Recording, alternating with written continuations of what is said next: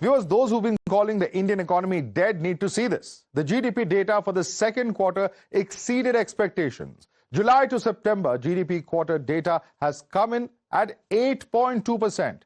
This is much higher than expectations, and the street expected around 7%, as during this quarter, the Trump tariffs also kicked in at this point of time.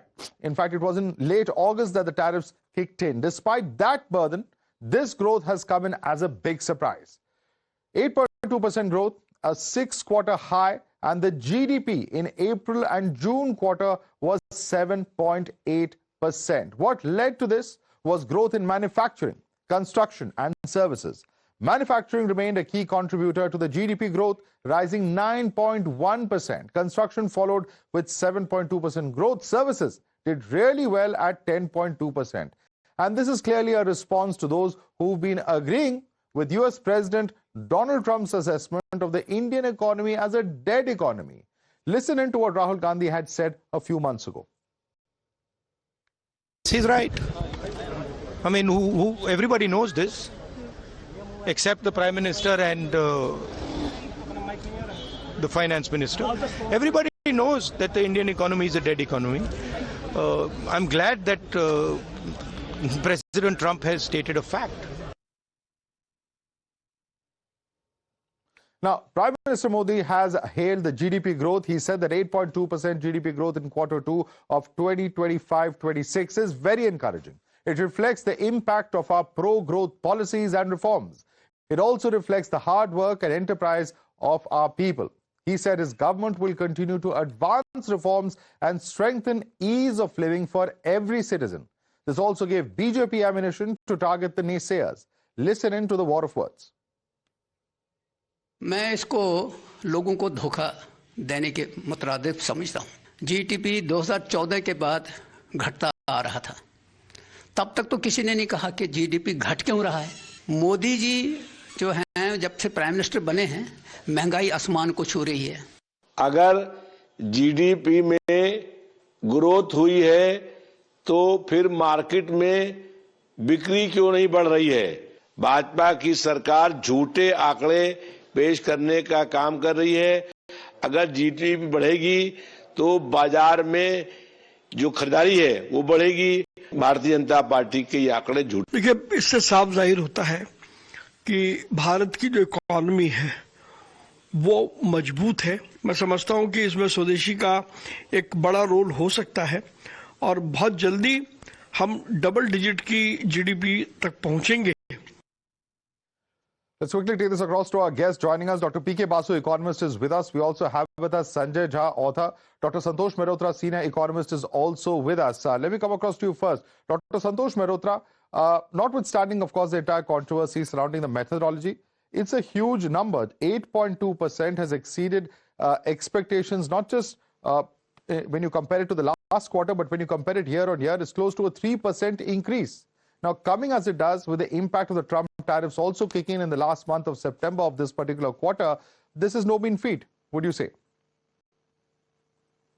Madhav, thank you for having me. The point is that this is the quarter of July to September. And as you said, Trump tariffs kicked in only towards the end of September. Point one. Point two. End August, sir. Let me just give you...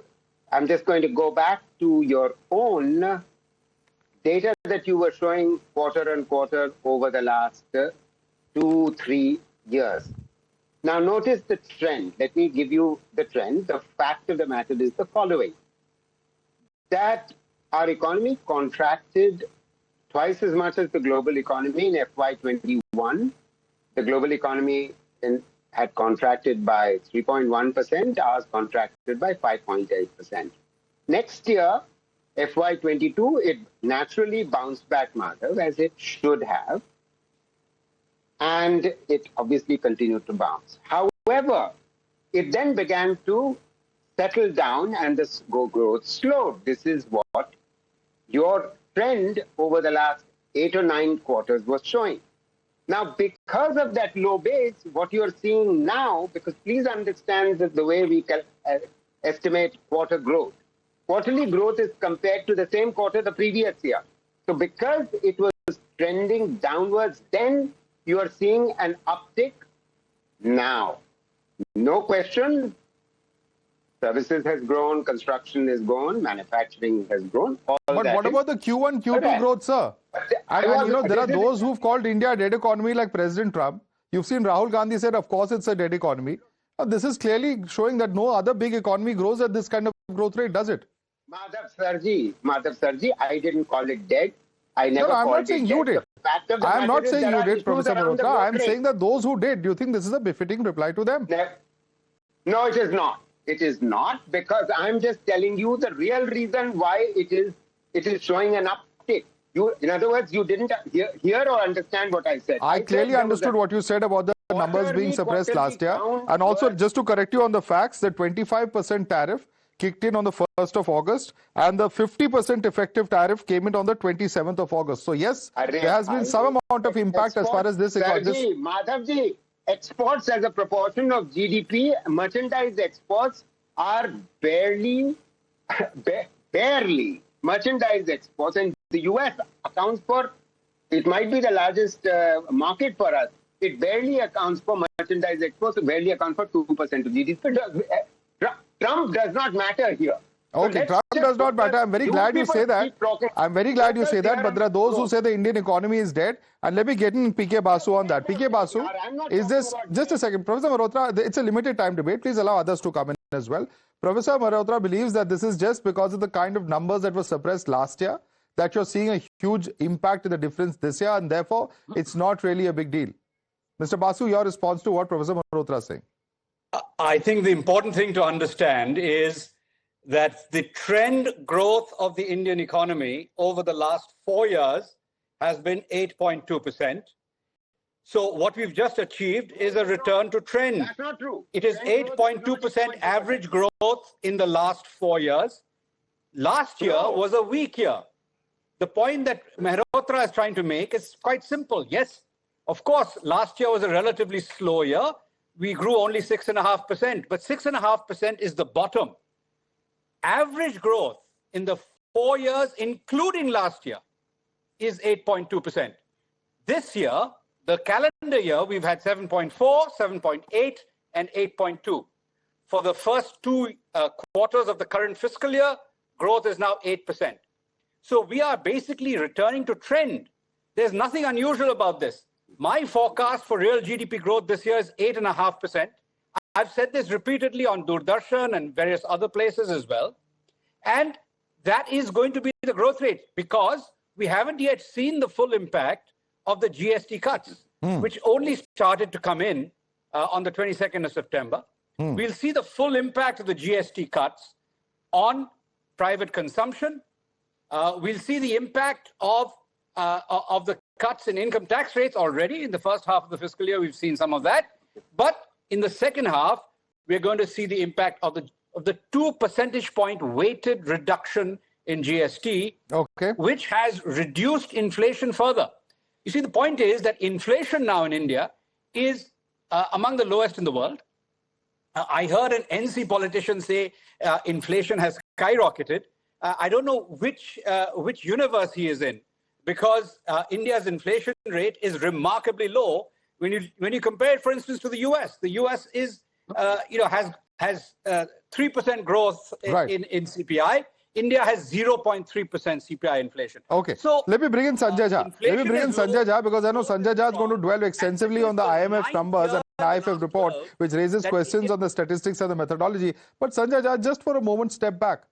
Even if there is, say, a 1% deviation or even a 2% deviation, which of the big economies of the world are growing at even 6 or 7%? We're at 8.2% now, as per the official data. Madhav, I'm glad you asked this question. Let me come to the point very, very quickly. Number one, the IMF's objections are extremely serious. They're very, very grave, Madhav. Let's not try and be casual about it. If the IMF, which is basically, or the World Bank, questions your methodology and says that your data is suspect or of very low quality, it makes our GDP in the eyes of the global world, including analysts and everyone, frankly, is talking about it, that India's GDP is inflated. Go back to what Arvind Subramaniam, who was the chief economic advisor to this government, publicly stated. And I am hearing these ridiculous defense by the right-wing ecosystem that India's GDP is calculated on the income method. Well, ladies and gentlemen, whether it's calculated on income method or expenditure method, the two have to be the same, because somebody's income is somebody's expenditure. Anyway, let me address the fundamental one. Mr. Basu, kindly let me finish. You can shake your head vigorously from left to right after I'm done. The second point that cannot be ignored, that if India's GDP was indeed booming, the direct impact of that would have been visible on jobs. And that is clearly not there. Number three, look at the GDP deflator. If you go by this government, India has literally no inflation. In fact, I would say that today the nominal GDP growth seems to be a better indicator than the real GDP growth, because the GDP deflator that they are using is questionable. I mean, IMF has pointed out, and Madhav, I have been telling you on your show that the way they calculate the GDP deflator needs to be disclosed. What is so secretive about it? You're using a wholesale price index that is anyway terribly suppressed. What is the component being used there? Because this can change the entire perception. And let me tell you something else. Please do not be thrilled with this GDP. India is not even 4 trillion economy today. China is 20. And remember, 10 years ago, India and China were meant to be the two people fighting it out. Rajat Sethi. Rajat Sethi. Rajat Sethi, but Sanjay Jha, there's also the amount of time that it's taken China to reach where it has reached. But let me bring in Rajat Sethi now. Rajat Sethi, let's not believe this data. There's nothing much to be thrilled about. The methodology, as IMF points out, is extremely suspect. Therefore, India should not be thrilled about these numbers. Your response to Sanjay?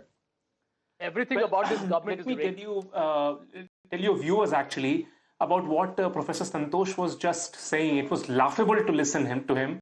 He was saying that since the last year, the growth rate was 5.6%. So because of the low base effect, this year, the 8.2% seems a little on the higher side. Otherwise, it would have been lower. But let me take him back 1 year. By his very same logic, in quarter 2 of 2023-2024, the growth rate was 9.3%. By that same logic, one could have also argued that 5.6% is because of the previous year that is being talked about had a very high growth rate. So let us not make fool out of data. You know, a famous saying that goes around data is if you start beating a data, it will start speaking whatever you want to hear. So let us not go down that road. One thing is clear. This is an era where we are seeing unprecedented headwinds. All the economies are suffering, and especially emerging economies around the world have been suffering.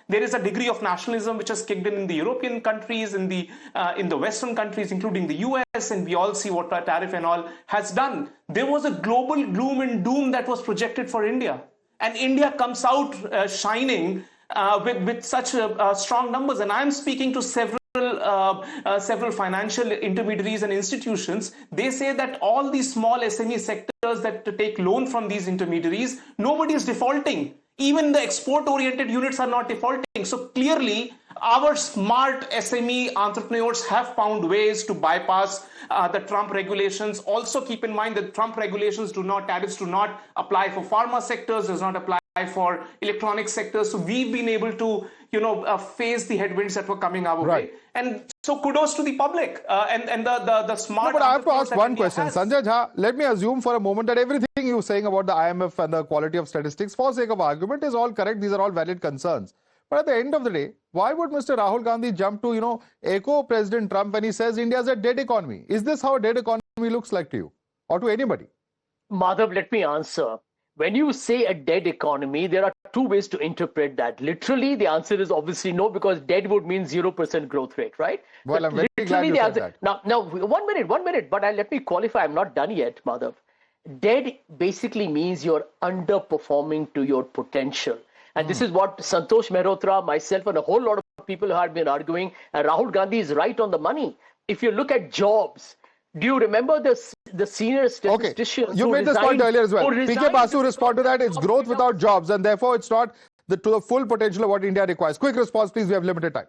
And we have I've just written a book called India Reborn, where I've pointed out that between 1700, in 1700, India's share of world GDP was 25%.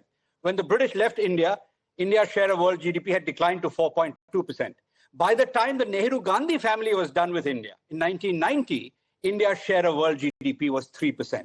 So if you think about a dead economy, the economy was dead when the Gandhi-Nehru family were ruling this country. All right, we'll have to leave it there. Gentlemen, completely out of time. It's a very, very vexed issue. It's a very, very heated issue. But the fact is 8.2% growth has been achieved despite the effect of the US tariffs coming in. Of course, a lot of measures that the government has taken from, in fact, the GST rates to tax rates, etc. A lot of measures that have been coming in over the past years. How much of an impact has that been in this particular quarter? How much impact will there be in coming quarters? All of that remains to be seen. Rajat Sethi, Dr. P.K. Basu, Sanjay Jha, as well as Dr. Santosh Mehrotra. I'd like to thank all of you for joining us on this discussion.